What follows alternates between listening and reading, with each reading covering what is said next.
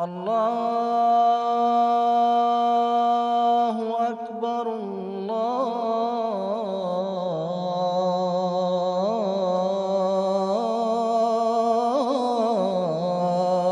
اکبر۔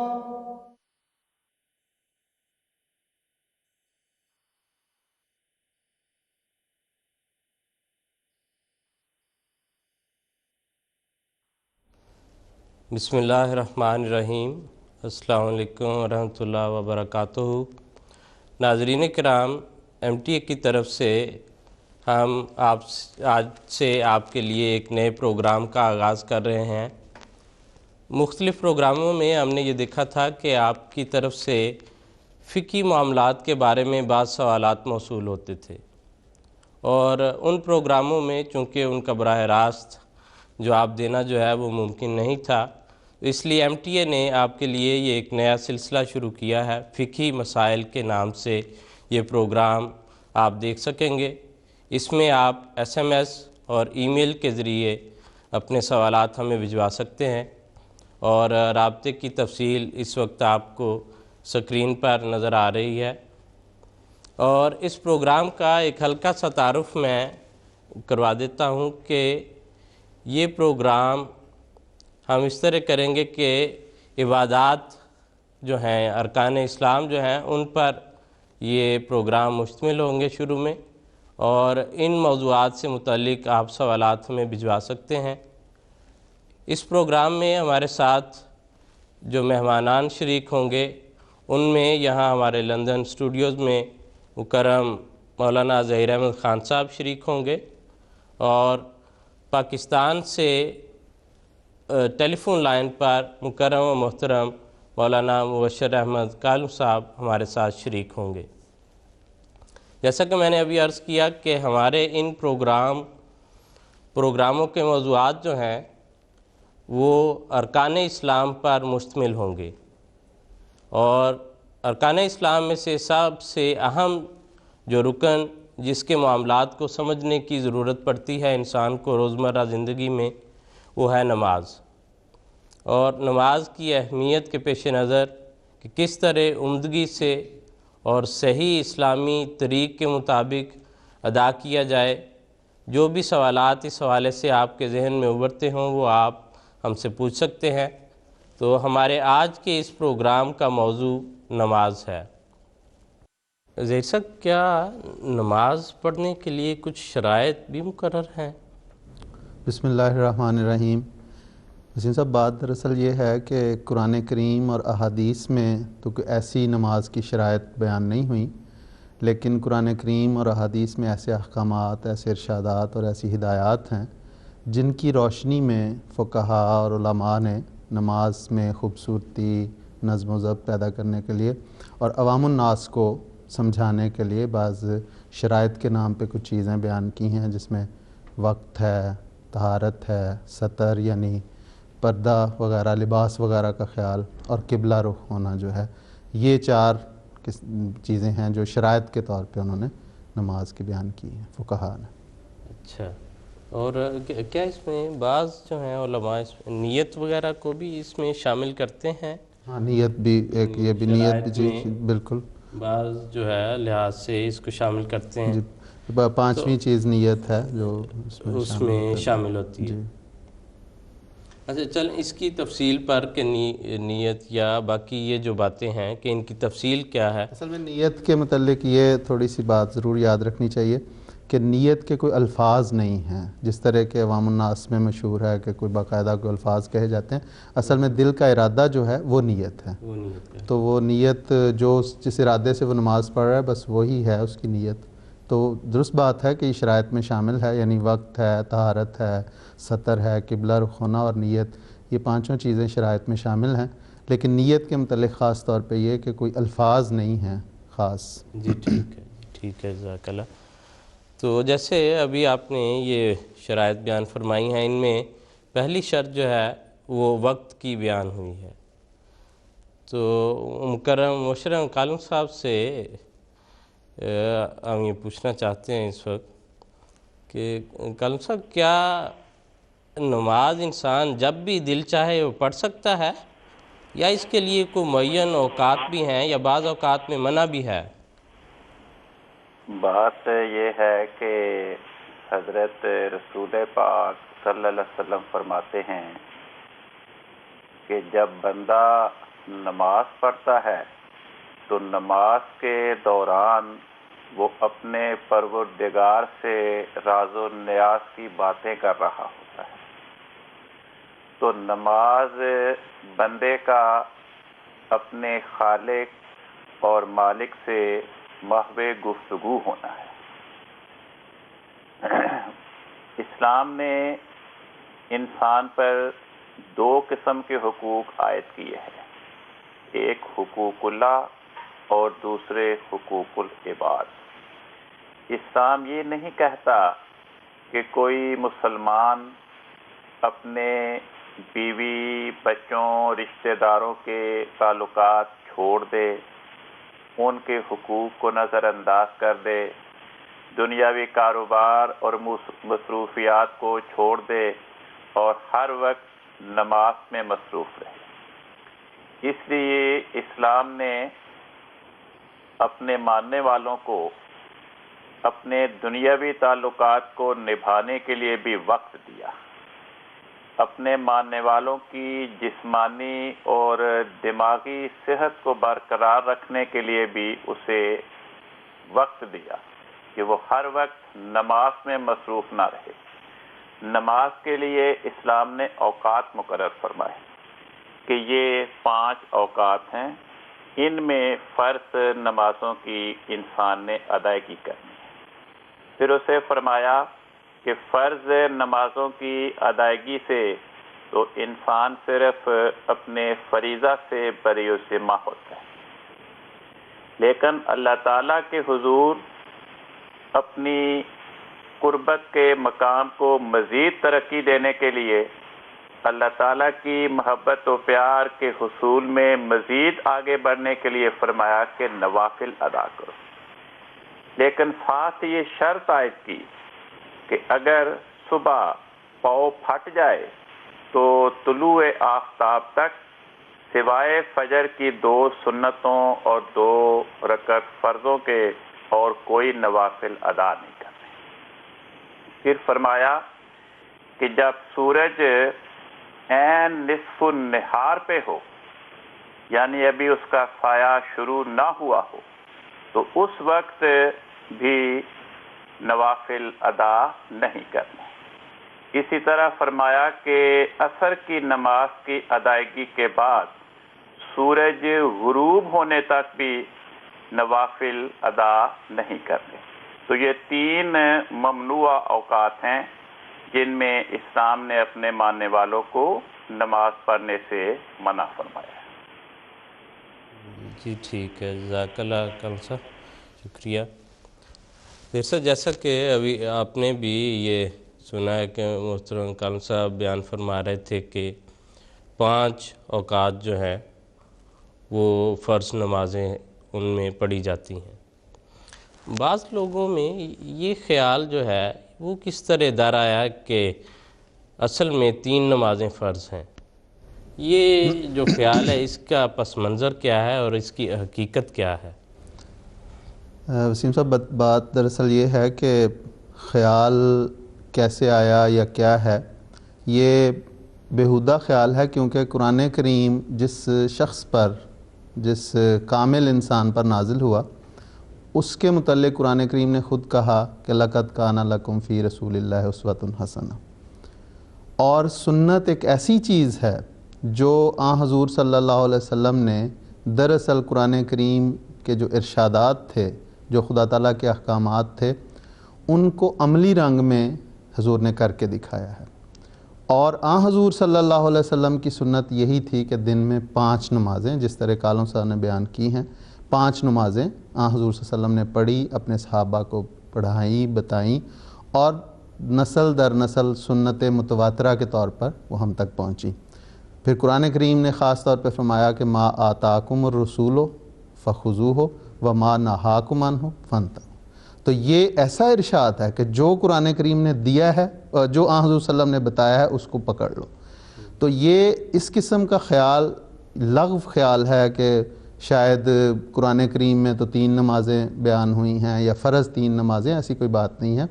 بلکہ بعض علماء نے قرآن کریم کی بعض آیات سے یہ ثابت کیا ہے کہ قرآن کریم نے بھی 5 نمازوں کا ہی حکم دیا ہے۔ سیدنا حضرت مسلم اور رضی اللہ تعالیٰ عنہ نے تفسیر کبیر میں سورہ بنی اسرائیل کی آیت اقم الصلاۃ لدلوک الشمس الی غسق اللیل و قرآن الفجر، اس سے ثابت کیا ہے کہ اس میں 5 نمازوں کا ذکر ہے۔ اور حضرت صاحب نے فرمایا کہ جو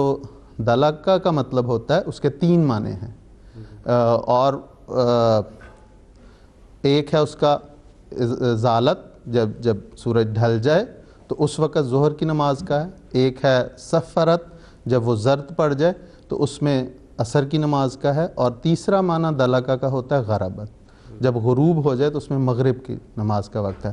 اور جو آگے جا کے فرمایا کہ غسق اللیل، اس سے مراد رات کا وہ پہلا اندھیرا ہوتا ہے، یعنی ابتدائی حصے میں جو اندھیرا ہے اس میں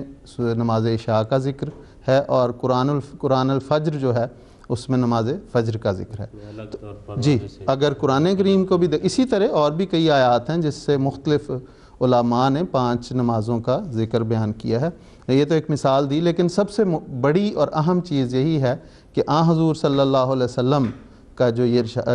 سنت متواترہ ہم تک پہنچی ہے وہ سب سے بنیادی چیز ہے، اور اس کی پیروی جو ہے وہی ضروری ہے۔ جزاک اللہ، بہت شکریہ، آپ نے وضاحت سے یہ بات بیان فرما دی ہے۔ اب اگلا سوال کنسا آپ کی خدمت میں ہے۔ اگر ہم ترتیب سے شروع کریں کہ صبح کی نماز سے ہم دیکھیں، اس کے متعلقہ ایک بات یہ ہے کہ فجر سے پہلے تہجد کی نماز کس وقت تک پڑھی جا سکتی ہے، اور کیا تہجد کے لیے سونا ضروری ہے؟ ایک یہ بھی خیال پایا جاتا ہے کہ اگر سوئے نہیں تو تہجد کی نماز نہیں پڑھ سکتے، تو اس کے متعلق برائے کرم وضاحت فرماتے ہیں آپ۔ بات یہ ہے کہ عشاء کی نماز کا وقت نصف رات تک ہوتا ہے، اور تہجد کے عربی زبان کے لحاظ سے لفظی طور پر لغوی معنی یہ ہیں کہ سو کر اٹھنا۔ عام انسانی فطرت بھی یہی ہے کہ وہ عشاء کے بعد تھوڑی دیر جاگے گا یا کام کرے گا، پھر سو جائے گا۔ تو سو کر اٹھ کر جو نوافل پڑھے جائیں گے، خدا کے حضور عبادت کی جائے گی، اس کا نام تہجد ہے، اور اس کا وقت صبح صادق تک ہے، یعنی جب فجر کے وقت تاریکی اور روشنی علیحدہ علیحدہ دکھائی دینے نظر آئے کہ ایک طرف رات کی تاریکی جا رہی ہے، دوسری طرف سے روشنی قریب آ رہی ہے، جسے کہتے ہیں پاؤ پھٹ گئی، اس وقت سے فجر کی نماز کا وقت شروع ہو جاتا ہے اور تہجد کی نماز کا وقت ختم ہو جاتا ہے۔ باقی اگر کوئی انسان ایسا ہے کہ مثلا رات وہ کسی کام میں مصروف رہا، سفر پہ رہا، بیمار تھا، سو نہیں سکا، اور جب نصف رات گزر جائے، رات کا آخری حصہ آ جائے اور وہ نوافل ادا کرنا چاہے، تو بغیر سونے کے اس وقت نوافل کی ادائیگی کی ممانعت مجھے کہیں مل نہیں سکی۔ تو اصل تو بنیادی بات یہ ہے کہ تہجد کے لفظ کے بنیادی معنی ہی یہ ہیں کہ سو کر اٹھنا، اور طبعی فطری بات ہے کہ ہر انسان رات کو سوتا ہے، سوائے اس کے کہ کوئی مجبوری ہو، سفر پہ ہے، بیمار ہے، کسی کام کاج میں مصروف رہا۔ تو جو مجبوری کی شکل میں نہیں سو سکا، اگر وہ تہجد کے وقت عبادت کرنا چاہے تو اس کی شریعت نے ممانعت کہیں نہیں کی۔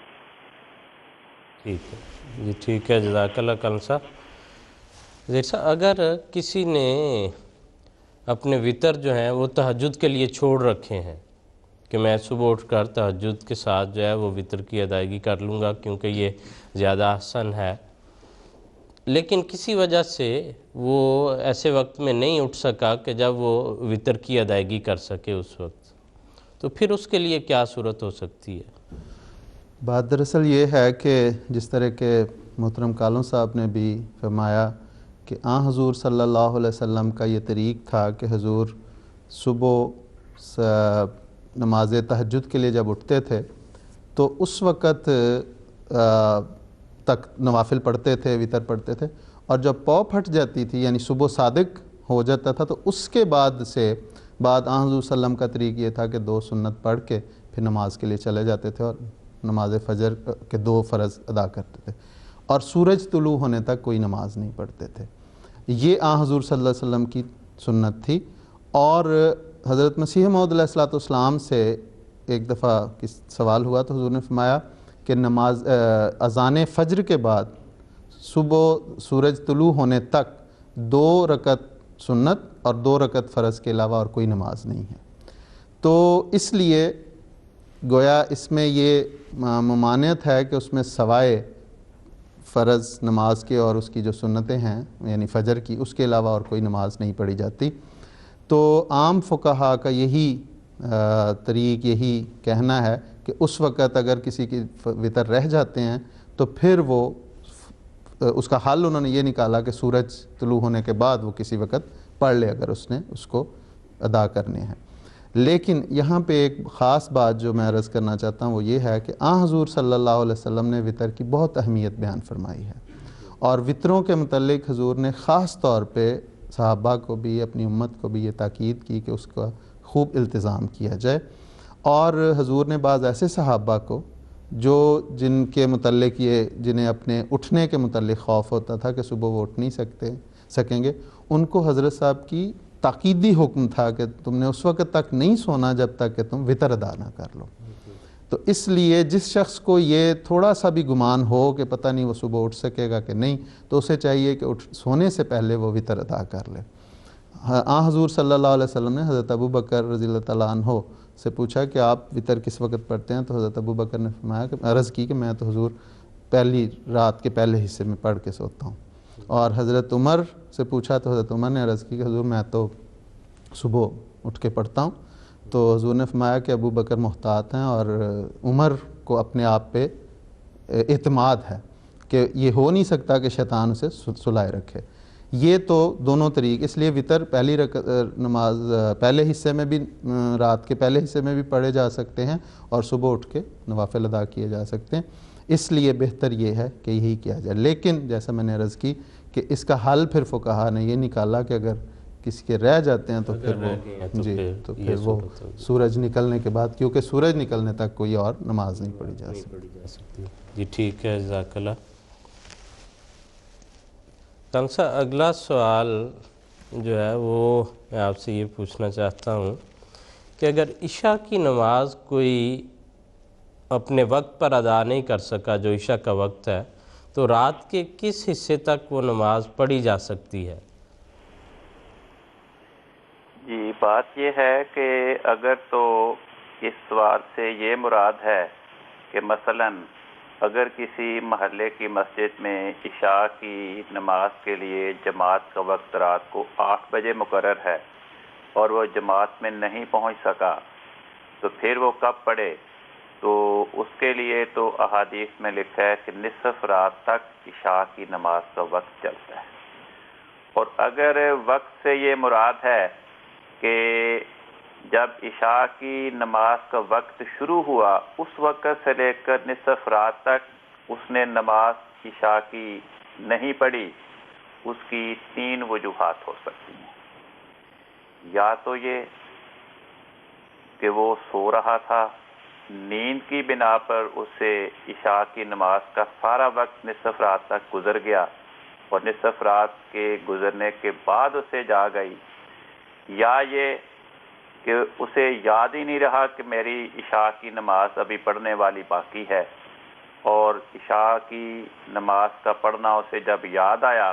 اس وقت نصف رات گزر چکی تھی۔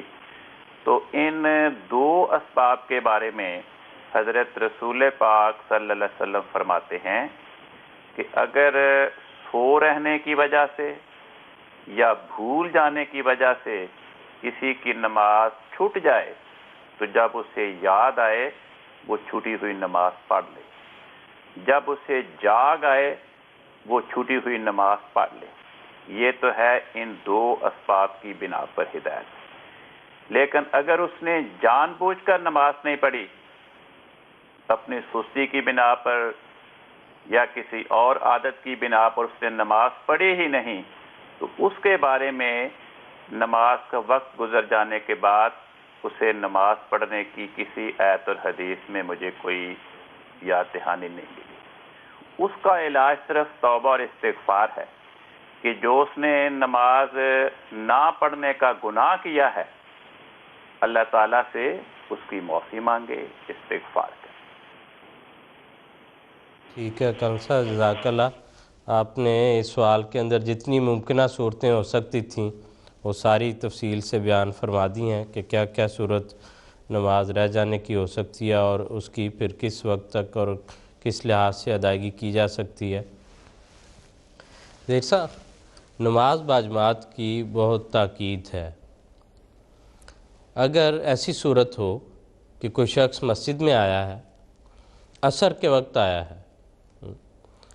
اور عصر کی نماز جماعت کے ساتھ جو ہے وہ ادا کی جا رہی ہے، لیکن اس کی ظہر کی نماز ابھی رہتی ہے، اس صورت میں اس کو کیا کرنا چاہیے؟ نماز باجماعت میں فوراً شامل ہو جائے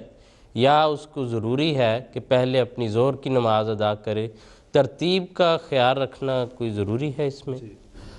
اصل بات یہ ہے کہ ترتیب کا خیال رکھنا ضروری ہے، اور یہی ہدایت ہے کہ پہلے وہ اپنی پہلی نماز ادا کرے گا اور پھر وہ اگلی نماز میں شامل ہوگا۔ اس بارے میں سیدنا حضرت مسلم اور رضی اللہ تعالیٰ عنہ کی ایک روایت ہے جس میں حضور نے حضرت مسیح موعود علیہ السلام کا ارشاد بیان کیا ہے۔ حضور فرماتے ہیں کہ میں نے خود حضرت مسیح علیہ السلام سے یہ ارشاد سنا ہے کہ حضور نے فرمایا کہ اگر کوئی شخص مسجد میں آتا ہے اور اس کی اگر ظہر کی نماز رہتی ہے اور عصر کی نماز باجماعت ہو رہی ہے تو وہ پہلے ظہر کی نماز ادا کرے گا، پھر عصر کی نماز میں شامل ہوگا۔ اسی طرح اگر وہ عشاء کے وقت آتا ہے اور اس کی مغرب کی نماز ابھی رہتی ہے تو پہلے وہ مغرب کی نماز ادا کرے گا، پھر وہ عشاء کی باجماعت نماز میں شامل ہوگا۔ لیکن اس کی ایک تیسری صورت بھی ہے کہ مثال کے طور پہ نمازیں جمع ہوتی ہیں اور کسی وجہ سے، تو ایک شخص آتا ہے اور ظہر کے وقت مثال کے طور پہ ظہر اور عصر جمع ہو رہی ہوتی ہیں، تو وہ آتا ہے تو وہ یہی سمجھتا ہے کہ شاید ظہر کی نماز ہو رہی ہے اور اس میں وہ شامل ہو جاتا ہے، حالانکہ وہ عصر کی نماز ہو رہی ہوتی ہے۔ تو اس کے متعلق یہ واضح ہے کہ اس میں امام کی نیت کے ساتھ، اس کی نیت کے مطابق، امام کی نیت کے تابع اس کی عصر کی نماز ہو جائے گی، وہ بعد میں ظہر کی نماز ادا کر لے گا۔ اسی طرح اگر مغرب اور عشاء جمع ہو رہی ہیں اور وہ آیا اور اس نے یہ سمجھا کہ مغرب کی نماز ہو رہی ہے، حالانکہ عشاء کی ہو رہی تھی اور وہ عشاء میں شامل ہو گیا، تو وہ اس کی عشاء کی نماز ہو جائے گی، بعد میں وہ مغرب کی نماز اپنی ادا کر لے۔ لیکن اس کی چوتھی صورت یہ ہے کہ اگر اسے یہ علم ہو جائے کہ یہ نمازیں تو جمع ہوئی ہیں لیکن یہ اس وقت عشاء کی نماز ہو رہی ہے یا عصر کی نماز ہو رہی ہے، تو پہلے وہ بہرحال ظہر کی نماز یا مغرب کی نماز ادا کرے گا، پھر وہ عصر اور عشاء کی نماز میں شامل ہوگا، بے شک اسے جماعت ملے یا نہ ملے۔ یہ ترتیب کا لحاظ رکھنا بہت ضروری ہے۔ جی، اس میں خاص طور پہ اس لیے بھی کہ بعض علماء کا یہ خیال ہے کہ ترتیب کا خیال نہیں رکھنا چاہیے، لیکن حکم عدل جو سیدنا حضرت مسیح موعود علیہ السلام، ان کی واضح یہ ارشاد ہے، اور حضرت مسلم اور رضی اللہ تعالیٰ عنہ نے یہ روایت بیان کی ہے، اس لیے وہ اس کو ترتیب بہرحال ضروری ہے، اس کو مد نظر رکھنا ضروری ہے۔ جی ٹھیک ہے ذہیر صاحب، بہت شکریہ۔ کونسا نماز باجماعت پر بعض دفعے ایسی صورتحال ہوتی ہے کہ سب لوگ نہیں پہنچ سکے، تو میں آپ سے یہ سوال پوچھنا چاہتا ہوں کہ کیا نماز کے لیے کسی کا انتظار کیا جا سکتا ہے؟ نماز باجماعت کے لیے مقتدیوں کا یا امام کا، اس صورتحال میں کیا کرنا چاہیے؟ بات یہ ہے کہ یہ حلقے کے نمازی باہم مشورے سے نماز باجماعت کا وقت مقرر کر سکتے ہیں، جس میں اور وقت کی تعیین کے لیے وہ یہ اصول مد نظر رکھیں کہ ایسا وقت ہو جب کہ نمازیوں کی اکثریت نماز باجماعت میں شامل ہو سکے۔ حضرت رسول پاک صلی اللہ علیہ وسلم کے زمانے میں تو گھڑیوں کی سہولت میسر نہیں تھی، گھڑی ایجاد ہی نہیں ہوئی تھی، اس وقت اندازے سے نمازی آتے تھے، اور حضرت جابر بن عبداللہ رضی اللہ عنہ سے کسی نے پوچھا کہ حضرت رسول پاک صلی اللہ علیہ وسلم کی نمازوں کی ادائیگی کی کیا کیفیت تھی؟ تو انہوں نے جواب دیا کہ رسول پاک صلی اللہ علیہ وسلم جب نماز پڑھاتے تھے انہوں نے خصوصیت سے عشاء کی نماز کا ذکر کیا کہ رسول پاک صلی اللہ علیہ وسلم نمازیوں کی انتظار کرتے تھے۔ جب نمازی دیکھتے حضور کہ کافی تعداد میں آ گئے ہیں تو نماز عشاء کی جلدی پڑھا دیتے تھے، اور جب حضور صلی اللہ علیہ وسلم یہ مشاہدہ فرماتے کہ ابھی نمازیوں کی تعداد کم آئی ہے تو ان کا انتظار فرماتے تھے اور نماز عشاء کی دیر سے پڑھاتے تھے۔ تو چونکہ اس وقت گھڑیاں نہیں تھیں اس لیے کسی کو اندازہ نہیں ہوتا تھا کہ بھئی کتنے منٹ رہ گئے یا کتنے اوپر ہو گئے۔ اب ہمارے زمانے میں گھڑیوں کی سہولت پیدا ہو چکی ہے، تو ہم جب نماز باجماعت کے لیے کوئی وقت مقرر کریں تو پھر ہمیں اس کی پابندی کرنی چاہیے، سوائے اس کے کہ مقتدی باہم اس بات پہ رضامند ہوں کہ ٹھیک ہے اگر نمازی تھوڑے ہیں اور آ جائیں، یا فلاں صاحب نے پیغام بھیجا ہے کہ میں آ رہا ہوں وہ آ جائیں، تو وہ انتظار پہ راضی ہوں تو کوئی بات نہیں۔ ہاں البتہ امام الصلاۃ اگر خدا کا نبی ہو یا خدا کا قائم کردہ خلیفہ ہو تو اس کے انتظار میں بیٹھنا چاہیے مقتدیوں کو اور اس کا انتظار کرنا چاہیے۔ میں ایک چھوٹی سی عرض جی کرنا جیسا چاہتا ہوں کہ حضور صلی اللہ علیہ وسلم جس طرح کہ محترم کالم صاحب نے فرمایا ہے کہ اگر خدا کا نبی یا خدا کا نبی کا خلیفہ ہو تو اس کا انتظار مقتدیوں کو بہرحال کرنا چاہیے۔ ایک واقعہ میرے ذہن میں آیا کہ حدیث میں آتا ہے کہ حضور صلی اللہ علیہ وسلم کے زمانے میں وہ صحابہ کہتے ہیں کہ ہم حضور صلی اللہ علیہ وسلم کسی بڑے دینی کام میں مصروف تھے، تو عشاء کے لیے بچے، نوجوان، بوڑھے، عورتیں، خواتین مسجد میں جمع تھے اور حضور کا انتظار ہو رہا تھا۔ بچے سو گئے، پھر اٹھے، پھر آن سلم کا انتظار، تقریباً 1/3 رات گزرنے پر حضور باہر تشریف لائے۔ حضور کے بالوں سے پانی ٹپک رہا تھا، تو پھر حضور نے آ کے نماز پڑھائی اور حضور نے فرمایا کہ اس وقت پوری دنیا میں آپ واحد وہ گروہ ہیں جو اللہ تعالیٰ کی عبادت کے لیے یہاں جمع ہے، اور اس قسم کی ان کو پھر بشارات دیں۔ تو یہ ایک سنت ہے جس میں خدا کے نبی اور اس کے نبی کے خلیفہ کا انتظار بہرحال مقتدیوں کا فرض ہے۔ جی ٹھیک ہے، جزاک اللہ، بہت عمدہ مثال کے ساتھ بھی آپ نے اس کو واضح کر دیا ہے۔ محترم کالم صاحب، ابھی آپ نے ذکر فرمایا کہ اس وقت میں ہم جو ہے وہ گھڑیوں کے ساتھ اوقات جو ہیں وہ معین کر سکتے ہیں نماز کے لیے، تو بعض دنیا کے ایسے حصے ہیں جہاں پر غیر معمولی اوقات ہوتے ہیں، دن رات کا اتنا آپس میں فرق ہے کہ جو ایک روٹین کا جو دن ہے 12 گھنٹے کا یا اسی طرح جو رات ہے 12 گھنٹے کی وہ نہیں آتی، جیسے ناروے وغیرہ کے ملک ہیں، ان علاقوں میں پھر کس طرح نمازوں کا وقت مقرر کیا جا سکتا ہے؟ جی، بات یہ ہے کہ یہ سوال دراصل اس وقت موجودہ زمانے کے لحاظ سے اسلام اور دیگر مذاہب کے درمیان ایک فضیلت کو ظاہر کرنے والا ہے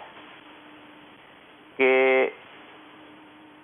وہ علاقے جہاں 3 مہینے یا 4 مہینے یا اس سے زیادہ کا دورانیہ ہوتا ہے دن کا یا رات کا، وہاں پر دوسرے مذاہب نے اپنے ماننے والوں کے سامنے کوئی رہنمائی مہیا نہیں کی۔ ہر مذہب میں عبادات کا حکم پایا جاتا ہے، ہندوؤں میں سندھیا کی عبادت ہے، ہر ہفتے کرنی ہوتی ہے، تو اگر وہاں پہ عام نارمل علاقوں کے لحاظ سے دیکھا جائے تو وہ کیسے ادا کریں گے؟ عیسائیوں نے بھی ہر اتوار کو سنڈے سروس کرنی ہوتی ہے، تو وہ کس طرح کریں گے؟ تو یہ ساری باتیں ایسی ہیں کہ ان کا جواب دنیا کی کسی مذہب کی الہامی کتاب میں موجود ہی نہیں ہے۔ صرف اسلام ایک ایسا مذہب ہے کہ حضرت محمد مصطفیٰ صلی اللہ علیہ وسلم نے جو اسلام لے کر دنیا میں تشریف لائے، انہوں نے صحابہ کے سامنے پیش گوئی کرتے ہوئے فرمایا کہ جس زمانے میں دنیا میں یاجوج ماجوج اور دجال کا غلبہ ہوگا، اس زمانے میں 6 مہینے کا دن اور 6 مہینے کی رات ہوگی۔ جب یہ بات سنی صحابہ نے تو بڑی حیرانگی ہوئی۔ انہوں نے سوال کیا کہ یا رسول اللہ، جب 6 مہینے کا دن اور 6 مہینے کی رات ہوگی تو پھر ہم نماز روزے کا کیا کریں گے؟ آپ نے فرمایا اقدروا لہ قدرہ۔ اس زمانے میں، اس علاقے میں جب اتنے لمبے لمبے دن اور اتنے لمبے لمبے راتیں ہوں گی جو کئی مہینوں پہ مشتمل ہوں گی، تو پھر وقت کا اندازہ کر لینا۔ جو یہاں نارمل علاقوں کے اوقات ہیں، ان علاقوں کے اوقات کے لحاظ سے وہاں اتنے گھنٹے گزار کر نمازوں کی تعیین کر لینا۔ اب اس میں بھی ایک اور بڑی حکمت پائی جاتی ہے۔ وہ اس میں ایک یہ پیش گوئی بھی پائی جاتی ہے کہ وہ علاقے جہاں کئی مہینے پہ دن اور رات محیط ہوتے ہیں، وہ علاقے اس وقت دریافت ہوں گے جب دنیا میں یاجوج و ماجوج اور دجالی اقوام کا غلبہ ہوگا۔ اس غلبے کے زمانے میں مسیح موعود کا ظہور ہوگا۔ تو اگر رسول پاک صلی اللہ علیہ وسلم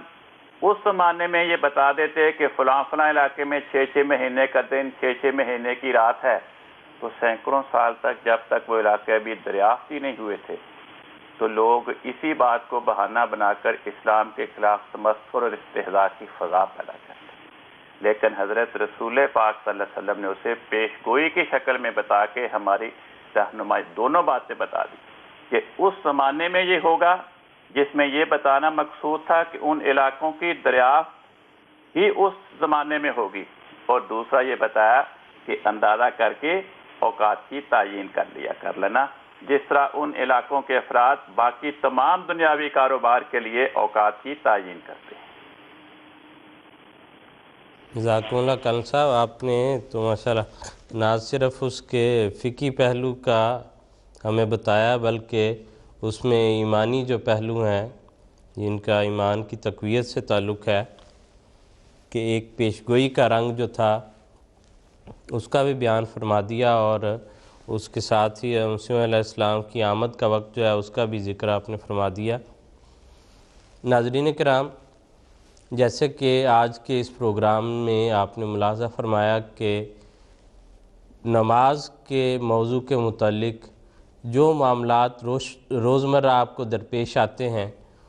ان کے بارے میں ہم نے سوالات اپنے علماء کرام سے پوچھے اور ان کے جوابات جو ہیں وہ انہوں نے آپ کے سامنے رکھے۔ اسی طرح جو بھی سوال آپ اس موضوع کے متعلق پوچھنا چاہیں ہمارے آئندہ پروگرام میں، وہ آپ ہمیں ای میل اور SMS کے ذریعے بھجوا سکتے ہیں، اور انشاءاللہ